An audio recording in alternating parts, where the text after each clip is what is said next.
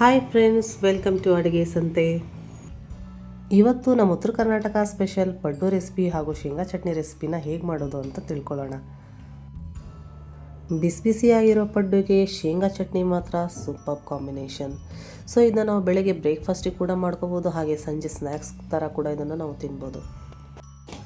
ಇನ್ನು ಇದಕ್ಕೆ ಏನೇನು ಸಾಮಗ್ರಿಗಳು ಬೇಕು ಅಂತ ನೋಡ್ಕೊಳ್ಳೋಣ. ಮೊದಲಿಗೆ ಇಲ್ಲಿ ಒಂದು 4 ಕಪ್ ಆಗೋಷ್ಟು ಅಕ್ಕಿಯನ್ನು ನಾನು ತೊಗೊಂಡಿದ್ದೀನಿ. ನಾನಿಲ್ಲಿ ರೇಷನ್ ಅಕ್ಕಿಯನ್ನು ಉಪಯೋಗಿಸ್ಕೊಂಡಿದ್ದೀನಿ. ರೇಷನ್ ಅಕ್ಕಿ ಇಲ್ಲ ಅಂದರೆ ನೀವು ದೋಸೆ ಅಕ್ಕಿ ಕೂಡ ಉಪಯೋಗಿಸ್ಕೋಬೋದು. ಆದರೆ ರೇಷನ್ ಅಕ್ಕಿ ಬಳಸೋದ್ರಿಂದ ಪಡ್ಡು ತುಂಬಾ ಚೆನ್ನಾಗಿ ಬರುತ್ತೆ. ಇಲ್ಲಿ ನಾನು ಒಂದು 4 ಕಪ್ ಆಗೋಷ್ಟು ರೇಷನ್ ಅಕ್ಕಿ, ಹಾಗೆ 1 ಕಪ್ ಆಗೋಷ್ಟು ಉದ್ದಿನಬೇಳೆನ ತೊಗೊಂಡಿದ್ದೀನಿ. ಹಾಗೆ 1 ಟೀ ಸ್ಪೂನಷ್ಟು ಮೆಂತ್ಯ ಕಾಳನ್ನ ಹಾಕೊಂಡ್ಬಿಟ್ಟು ಚೆನ್ನಾಗಿ ತೊಳ್ಕೊಂಡು ಒಂದು 7 ರಿಂದ 8 ಗಂಟೆಗಳ ಕಾಲ ಇದನ್ನು ನಾವು ನೆನೆ ಹಾಕೊಳ್ಳೋಣ.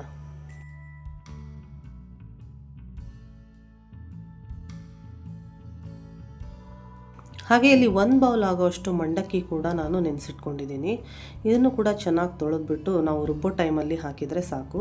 ಮಂಡಕ್ಕಿ ಹಾಕೋದ್ರಿಂದ ಪಡ್ಡು ಸಾಫ್ಟಾಗಿ ಬರುತ್ತೆ.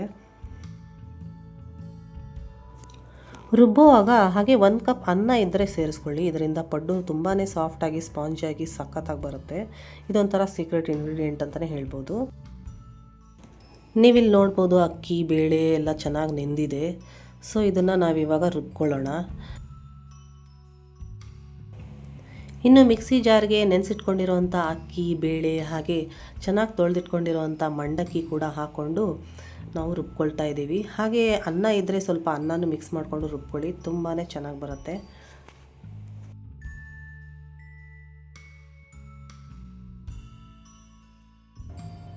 ನೀವಿಲ್ಲಿ ನೋಡ್ಬೋದು ನಾನು ಸ್ವಲ್ಪನೇ ನೀರು ಮಿಕ್ಸ್ ಮಾಡಿಕೊಂಡು ನಾನು ಇದನ್ನು ನುಣ್ಣಗೆ ರುಬ್ಬಿಟ್ಕೊಳ್ತಾ ಇದ್ದೀನಿ.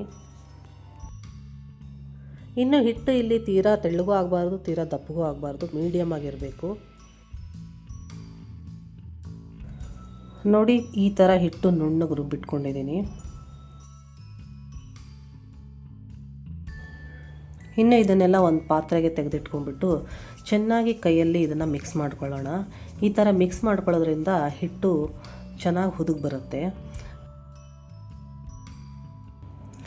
ಇನ್ನು ಇದನ್ನು ರಾತ್ರಿ ಎಲ್ಲ ನೀವು ಫರ್ಮೆಂಟ್ ಆಗಕ್ಕೆ ಬಿಟ್ಟರೆ ಮಾರನೇ ದಿನ ಬೆಳಗ್ಗೆ ಅನ್ನೋಷ್ಟರಲ್ಲಿ ಇದು ಚೆನ್ನಾಗಿ ಹುದುಗ್ ಬಂದಿರುತ್ತೆ. ಬೆಳಗ್ಗೆ ತಿಂಡಿಗೆ ಪಡ್ಡುನ ರೆಡಿ ಮಾಡ್ಕೊಳ್ಬೋದು.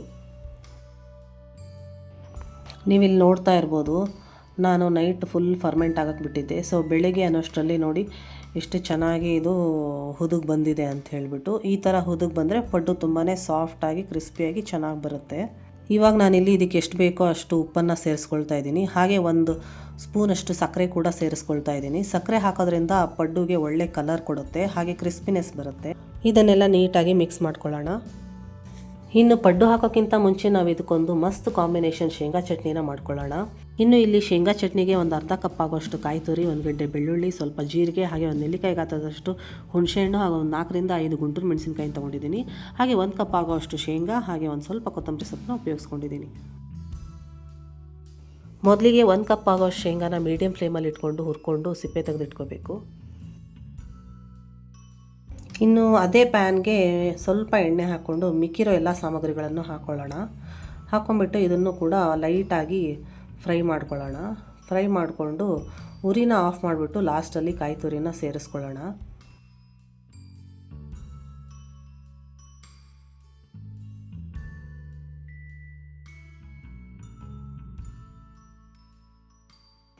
ಇದನ್ನೆಲ್ಲ ಚೆನ್ನಾಗಿ ಮಿಕ್ಸ್ ಮಾಡಿಕೊಂಡು ಇದನ್ನು ಕಂಪ್ಲೀಟಾಗಿ ಕೂಲ್ ಆಗಕ್ಕೆ ಬಿಡೋಣ.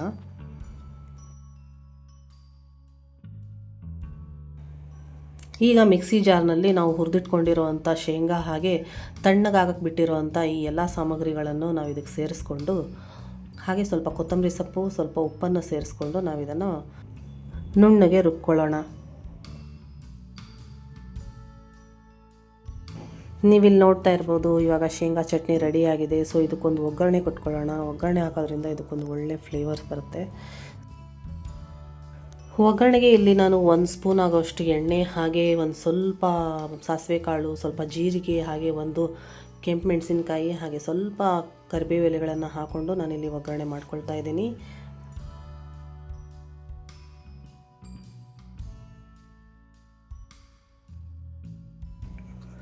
ಈ ಒಗ್ಗರಣೆನ ಇವಾಗ ನಾವು ಚಟ್ನಿಗೆ ಸೇರಿಸ್ಕೊಳ್ಳೋಣ. ನೀವಿಲ್ಲಿ ನೋಡ್ತಾ ಇರ್ಬೋದು, ಇವಾಗ ಮಸ್ತ್ ಶೇಂಗಾ ಚಟ್ನಿ ರೆಡಿಯಾಗಿದೆ. ಇನ್ನು ಇದಕ್ಕೆ ಬಿಸಿ ಬಿಸಿಯಾಗಿರುವಂಥ ಪಡ್ಡುನ ಮಾಡ್ಕೊಳ್ಳೋಣ. ಮೊದಲು ಇಲ್ಲಿ ಹಂಚನ್ನು ಒಂದು ಮೀಡಿಯಂ ಫ್ಲೇಮಲ್ಲಿ ಇಟ್ಕೊಂಡು ನಾನು ಹಂಚಿಗೆ ಎಣ್ಣೆನ ಹಾಕ್ಕೊಳ್ತಾ ಇದ್ದೀನಿ.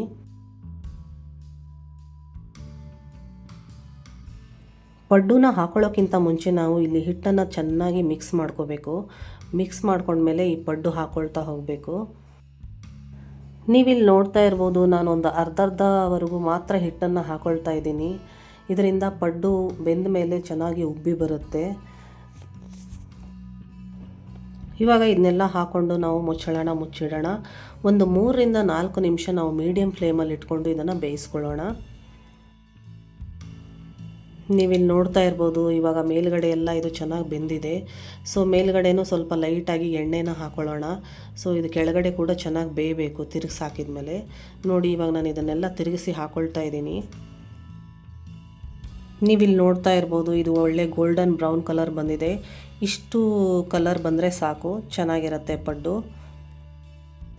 ಇದನ್ನು ತಿರುಗಿಸಿ ಹಾಕಿದ ಮೇಲೆ ಇಲ್ಲೂ ಕೂಡ ಒಂದು 2 ನಿಮಿಷ ನಾನು ಇದನ್ನು ಚೆನ್ನಾಗಿ ಮುಚ್ಚಿಬಿಟ್ಟು ಬೇಯಿಸ್ಕೊಂಡಿದ್ದೀನಿ. ನೋಡಿ, ಇವಾಗ ಪಡ್ಡು ರೆಡಿಯಾಗಿದೆ. ಇದನ್ನೆಲ್ಲ ಬೌಲ್ಗೆ ತೆಗೆದಿಟ್ಕೊಳ್ಳೋಣ. ನೀವಿಲ್ಲಿ ನೋಡ್ತಾ ಇರ್ಬೋದು, ನಾನು ಇನ್ನೊಂದು ಹುಬ್ಬಿ ಕೂಡ ಹಾಕ್ಬಿಟ್ಟು ಇಲ್ಲಿ ತೋರಿಸ್ತಾ ಇದ್ದೀನಿ. ಪಡ್ಡುನ ಆದಷ್ಟು ಮೀಡಿಯಂ ಫ್ಲೇಮಲ್ಲಿ ಇಟ್ಕೊಂಡು ಬೇಯಿಸ್ಕೊಳ್ಳಿ. ಪಡ್ಡು ಕ್ರಿಸ್ಪಿಯಾಗಿ ಚೆನ್ನಾಗಿ ಬರುತ್ತೆ. ಇದೇ ಥರ ನೀವೆಲ್ಲ ಪಡ್ಡುಗಳನ್ನು ಮಾಡ್ಕೊಳ್ಬೋದು. ಬೆಳಗಿನ ಜಾವದ ತಿಂಡಿಗೆ ಹಾಗೆ ಸಂಜೆ ಸ್ನ್ಯಾಕ್ಸ್ಗೆ ಇದು ಸೂಪರ್ ರೆಸಿಪಿ ಅಂತಲೇ ಹೇಳ್ಬೋದು.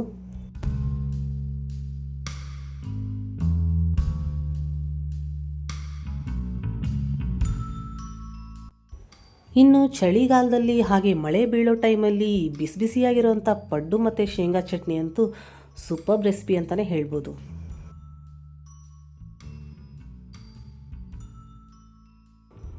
ನೀವಿಲ್ಲಿ ನೋಡ್ಬೋದು, ಪಡ್ಡು ಆಚೆ ಕಡೆಯಿಂದ ಕ್ರಿಸ್ಪಿಯಾಗಿದೆ, ಹಾಗೆ ಒಳಗಡೆ ಸಖತ್ ಸ್ಪಾಂಜಿಯಾಗಿದೆ. ತಿನ್ನೋದಕ್ಕೂ ತುಂಬ ರುಚಿಯಾಗಿರುತ್ತೆ. ಸೊ ಹಾಗಿದ್ರೆ ಖಂಡಿತ ನೀವು ಒಂದ್ಸರಿ ಟ್ರೈ ಮಾಡಿ, ಹಾಗೆ ಹೇಗೆ ಬಂತು ಅಂತ ನನಗೆ ಕಮೆಂಟಲ್ಲಿ ತಿಳಿಸಿ. ಮತ್ತಷ್ಟು ಹೊಸ ರೆಸಿಪಿಗಳಿಗೋಸ್ಕರ ನಮ್ಮ ಚಾನಲ್ನ ಸಬ್ಸ್ಕ್ರೈಬ್ ಮಾಡಿ, ಹಾಗೆ ಲೈಕ್ ಮಾಡಿ, ಶೇರ್ ಮಾಡಿ. ಧನ್ಯವಾದಗಳು.